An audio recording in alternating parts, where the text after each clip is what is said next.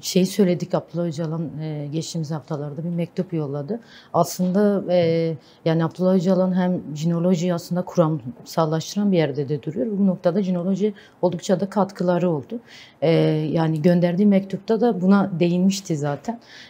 Hani kadın çalışmam yarım kalmıştı aslında 2000'li yılların başında biraz öyle söylemişti. Sonrası aslında bunu jinolojiyle tamamlandığını söylüyor. Ve geriye sadece bunun gerçekleştirme kalıyor diye bir vurgusu var mektubunda. Siz Abdullah Öcalan'ın bu gerçekleştirmeden kastını nasıl yorumluyorsunuz jinolojide yer alan birisi olarak? Yani şöyle, jinoloji kavramı aslında 2008 yılında özgürlük sosyolojisi savunmasıyla birlikte kavramsal olarak yaşamamıza girdi. Ama Sayın Öcalan'ın bu kavramsallaştırmasının biraz daha gerisine gittiğimizde aslında kavramsallaşma temelini hem çok köklü bir Kürt kadın mücadelesinden, aynı zamanda dünya deneyimlerinden, feminist mücadeleden her birinin aslında harmanlanmasıyla birlikte çok boyutlu ele alan ve kadın tarihini bilimsel temelde sorgulayan, tarihsel süreçlerini göz önünde bulunduran, hem bilinç, hem varlık, hem form, hem duygu, düşünce bağlamında çok bütüncül bir şekilde ele alınan bir noktadayken aslında kavramsallaşması 2008 ile yaşamımıza girdi. Tabii ki 2008'de savunmalarla birlikte yaşamımıza giren jinoloji kavramının üzerine yoğunca tartışmalar, yani çünkü başlarken de söyledim, kadınlar hakikatini ararken ekstra bir heyecanla bunun anlamını ve o yola başlarken ileri vadede nasıl bir dünya düşlediklerinin temelini oluşturabilmek için bu çalışmaya çok büyük bir heyecanla katıldılar ve dolayısıyla 2010 yılında da yavaş yavaş artık kurumsallaşmaya başlayan, kendi içerisinde tartışan, çok net, keskin, aslında bugün o pozitivist bilme karşı getirdiği eleştiriden uzak, önermelerden ziyade biraz önce söylediğim gibi köklerine dönen, her zaman akışkan, değişen, dönüşen kavramlar ve kuramlar seti oluşmaya başladı. Bir taraftan tabii ki uzun yıllardır süren bir yani çok ciddi bir külliyatı olan ve mücadele tarihi olan Kürt kadın mücadelesi var. Öte taraftan dünya çapında bir kadın mücadelesi yürürken bir de bu mücadelelerin yansıdığı alana baktığımızda kendimizi bulabileceğimiz, aslında teorik olarak bunun bilimini ortaya koyabileceğimiz bir zemin yaratmak gerekiyordu. Sayın Öcalan'ın da burada evet benim yarım kalmış projemde ve jinolojiyle tamamladığım dediği nokta aslında tam da bütün bu mücadele formlarının bir bilimsel forma aslında evrilmesi, bunun teorisinin oluşturulması ve aslında daha evrensel bir düzeyde tartışılmasıydı. Bugün aslında gelinen noktada mücadelesiyle, teorisiyle belli bir merhaleye gelmiş olan jinoloji çalışmalarının kendisi elbette gücünü kadın mücadelesinden, bilhassa Kürt kadın mücadelesinden alan bu tartışmalarla birlikte artık bunun yaşamsallaşması, yaşamsallaşan alanların daha da yaygınlaşması, toplumsallaştırılması önem kazanıyor. Çünkü Sayın Öcalan'ın aslında gönderdiği mektupta bir eleştiri de vardı. Bugüne kadar birçok kadın alanında, özellikle feminist harekette elbette kıymetli deneyimler oldu, kimi kavramlar, kuramlar tartışıldı. Ama bunların biraz daha kapalı, biraz daha elit, biraz daha toplumsallaşamayan kısmına değindi ve jinoloji bundan her zaman uzak durmaya çalıştı. Çünkü jinolojinin geldiği yer toplumdu. Jinolojinin geldiği yer işte annelerimizin, nenelerimizin o yıllardır hafızalarında taşıdığı yazılı tarih bir yana çok ciddi bir sözlü tarihin aslında bugüne kadar aktarılması ve bunun bir forma aslında kavuşması. Bununla da birlikte tarihsel süreçle birlikte bugünü anlamlandırma çabalarımızda yatıyor. Dolayısıyla gücünü toplumdan ve kadından alan bir çalışmanın bugün tamamlanabilmesi ve yaşamsallaşması noktasında ciddi bir aslında çabaya giriştiğimizi söylemek gerekiyor. Hele hele böyle bir süreçten sonra, yani çalışmalar tabii ki 15 yıla yakındır, kesintisiz bir şekilde sürüyor ama tamamlanmış değil. Zaten bu jineolojinin ruhuna ters. Elbette çalışmalar devam ediyor. 10 yıldır kesintisiz bir şekilde kavramsal ve kuramsal tartışmalarını yaptığı dergi çalışmaları yürüyor. Hepsi çok kıymetli çalışmalar ama bunların yanı sıra işte bu gücünü toplumdan alan ve kadınlardan alan dediğimiz noktalarda atölye çalışmaları çok önemli.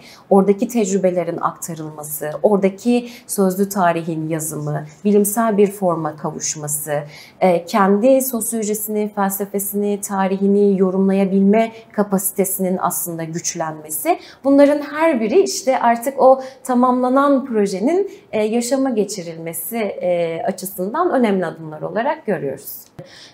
Bu erkek şiddeti, işte kadınların aslında hem ekonomiden uzak tutulması, aslında ilk inşacısı olurken kendisi, ama bugün bakıyoruz her türlü aslında baskının, sömürünün aracı olarak kullanılıyor kadın. Abdullah Öcalan da bu noktada aslında jinolojiye gönderdiği mektupta aslında kimi noktalara bu noktada değiniyor. İnşa edilen kadın kimliğinin cinsiyetçi öğelerden arındırılması gerekiyor diye bir söylemi var. Kadınlar bunun için yoğunlaşmalı diyor. Bir bunun için işte Virginia Woolf, yazar Virginia Woolf'a örnek veriyor. İşte kendine ait bir oda örneğini veriyor. Kadınların da kendisine ait bir odası olması gerektiğini söylüyor. Burada kendileri hakkında düşünmeleri ve kendilerini yeniden inşa etmelerini söylüyor. İşte bu noktada jinoloji bunu nasıl yorumluyor? Yani kendine ait bir oda aslında salt, mekansal bir metafor değil elbette. Yani bir kadının kendine ait bir odasının olması, aynı zamanda Virginia Woolf da diyor ya, yani kendinize ait bir odanız olsun ve erkekler ne der diye korkmadan yazın. Aslında üretin. Sayın Öcalan'ın da özellikle kadınların kendine ait bir odasının olması ve buradaki üretimi, mekansal dönüşümü, zihinsel dönüşümü, bedensel dönüşümü bir bütünen aslında ele alan bir perspektif sunuyor bize. Çünkü şöyle, yani bir kadın olarak öncelikli olarak varlığımı tanımlamam gerekir ki bu tanımla birlikte aslında nasıl bir mücadele yoluna girmeliyim? Bu mücadelenin sonunda aslında ben özgürlük derken neyi bekliyorum? Benim özgürlük tanımım nedir? Özgürlük dediğimiz şey bireysel midir, toplumsal mıdır? Tüm bu sorularla birlikte aslında yürümenin kendisini ortaya koyabilmek için bir odaya ihtiyacımız var. Elbette bunu salt bir mekansal mesele olarak görmüyoruz ama işte bugün jinoloji etrafında toparlanan bütün kadınlar, kurduğumuz bütün atölyeler, yani bu bir gün yeri geliyor bir ağacın altında kadınlarla buluşma oluyor, yeri geliyor bir kurumun içerisinde buluşma oluyor, yeri geliyor başka bir yerde kadınlarla bir araya gelmek, daha geniş mekanlarda bir araya gelmek oluyor. İşte bunların her biri aslında kendine ait odaları oluşturmak ve buradan aslında ne düşlüyoruz, nasıl bir çıkış yapacağızı tartışmaya ihtiyacımız var. Çünkü başlarken de belirttik, yani kadın hakikati öyle bir yapı bozuma uğratılmış ki ve bugüne uyarlandığında da özellikle cinsiyetçilik her alanda, yani sadece cinsiyetçilik de değil, cinsiyetçilikle birlikte aslında milliyetçilik, bununla birlikte dincilik, yani her biri etrafında aslında çok boyutlu ve sarmal bir şekilde ilerlenen bu sistem içerisinde şunu söylüyoruz aslında, yani bu oluşturulan sistemden öncelikle elbette kadına bir saldırı, kadınla birlikte aslında bu sistemi besleyen erkeğin de kendi içerisinde bu saldırılardan nasibini aldığı ve içinde eridiği çok boyutlu bir sistem bu. Buradan çıkışın yolu ne olacak? Elbette yine biz jinoloji bakış açısıyla yürüdüğümüzde şunu söylüyoruz. Yani inşa edilen bir erkeklik var. Tıpkı inşa edilmeye çalışılan bir kadın gibi. İnşa edilen bu erkeklik karşısında erkeğin dönüşümünü öncelemek, kadın bilinciyle, öncelikle bir kadın bilinci formuyla erkeğin dönüşümünü sağlamak. Daha sonra özgür eş yaşam temelinde özgür kadın ve özgür erkeğin aslında o toplumsallaşan ilişkilerinin bütün zemine yayılması ve bu ilişkilerle de birlikte aslında ideolojik, politik ve cinsiyetçilikten ayrı bir şekilde ilişkilerin ortaya konulması olarak tanımlayabiliriz. Elbette bunun için biraz önce Fatma arkadaş da belirtti. Yani çok boyutlu mücadele yöntemlerimiz var. Ama bunlardan en önemlisi aslında bizim bulunduğumuz her yapıda, her kurumda özgün özerk örgütlenmeleri çok önemsiyoruz.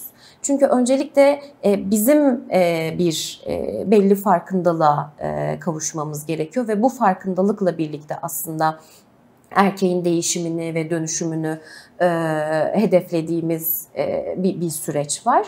Dolayısıyla bu özgün ve özerk örgütlenmelerin hepsinde kadının kendisini korkusuzca ifade edebilmesi, birbirimize güç verdiğimiz, yani birbirimizi kurtaran bir yerden değil, birbirimize güç verdiğimiz ve birlikte yürüdüğümüz, birbirimizin dönüşümünü sağladığımız, öncelikle bilinçte, daha sonra varlıkta o dönüşümü sağladığımız bir yol hattı örüyoruz. Elbette yani bunu sadece kendi coğrafyamız açısından değil, yani Kürdistan açısından değil, dünya genelinde de aslında devamlı pompalanan ve sürekli yükseltilen bir cinsiyetçilik var. Yani kadınlar çok farklı coğrafyalarda, farklı boyutlarda, farklı şiddetlere maruz kalıyorlar. Bunları bir araya geldiğimiz ortak platformlarda konuştuğumuzda, tartıştığımızda kimi yerlerde daha geri, kimi yerlerde biraz daha adım atılmış. Bazı yerlerde işte çok gelişmiş olarak, işte Avrupa'da mesela hani çok gelişmiş bir zemin varmış gibi görülse de aslında orada da şiddetin çok boyutuna rastlamak mümkün. Kimi yerlerde ekonomik şiddet olarak gösteriyor kendini, kimi yerlerde fiziksel, kimi yerlerde psikolojik ya da hepsinin bir arada aynı anda görüldüğü aslında birçok ortam var. Birbirinden ayırmak da bunu çok mümkün değil. Dolayısıyla cinsiyetçiliğin kadın bedenine ve kadın bilincine aslında saldırmadığı hemen hemen hiçbir coğrafya yok. Bugün kadına yönelik şiddetin bu kadar arttığı bir dünyada bizim de elbette en büyük mücadelemizi ortak bir kadın mücadelesi örgütleyerek cinsiyetçiliğe karşı vermeye devam ediyoruz.